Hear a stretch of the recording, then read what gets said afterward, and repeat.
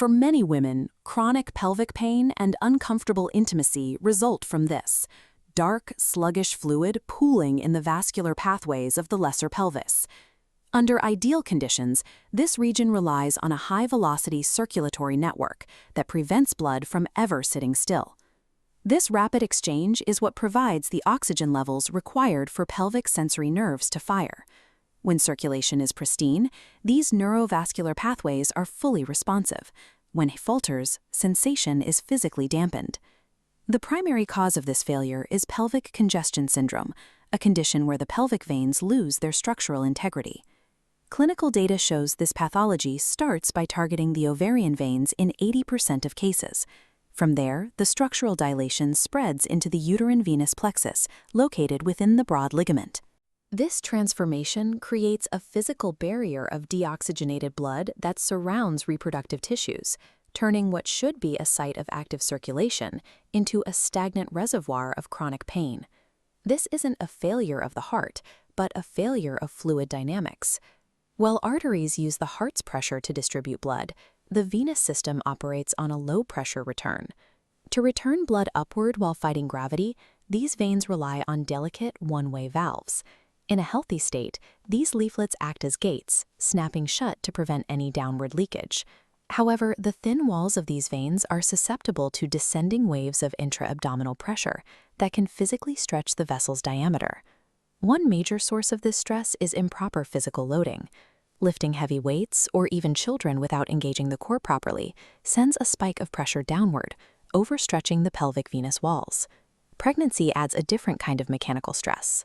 For 9 months, the vascular system must manage a massive increase in blood volume, while the veins are directly compressed by the growing uterus. This is coupled with surges of progesterone. While necessary to relax uterine muscles, it also softens the venous walls, making them prone to permanent stretching. As the body ages past 25, the natural decline in collagen and elastin further thins these walls, reducing their ability to snap back. When these mechanical pressures and hormonal shifts overlap, the vein walls broaden until the internal valves can no longer bridge the gap. Once the vein's diameter expands beyond a certain point, the structural failure becomes permanent. Here, the leaflets are pulled apart, rendered incompetent, leaving the gate perpetually open. This creates a bidirectional loop. Blood surges upward, but immediately cascades backward through the gap, pooling heavily at the pelvic base. This chronic reflux traps deoxygenated blood around the ovaries and uterine walls, where it sits instead of returning to the heart for filtration. Without active circulation, metabolic byproducts build up, and carbon dioxide saturates the tissues. This localized cellular suffocation is the mechanical root of the dull, aching pain and chronic inflammation associated with pelvic congestion. Reversing this stagnation requires a biomechanical intervention that can bypass the broken valves and manually clear the pooling blood. Intimate gymnastics provides this by using the skeletal muscles surrounding the pelvis to act as a surrogate pump. Here we see a model of a dilated vein. Step 1 is the squeeze. Highly controlled contractions of the pelvic floor muscles physically compress the expanded walls of the reproductive veins. This targeted muscular compression forces the stagnant blood upward, manually bypassing the incompetent valves. Step 2 is the vacuum. Every pelvic floor contraction is synchronized with a deep, ascending diaphragmatic exhalation. As the respiratory diaphragm shifts upward, it generates a powerful internal vacuum in the abdominal cylinder, pulling the pooled blood completely out of the lesser pelvis. This dual action, pushing from below and pulling from above, provides immediate relief from the heavy, dragging sensations characteristic of pelvic varicosities.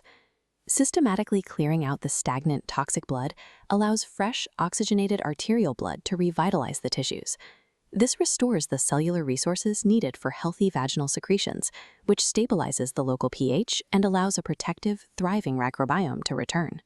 By maintaining a pristine, functional circulatory network, a woman removes the physical barriers to sensation, restoring the neurovascular pathways necessary for radiant, pain-free vitality.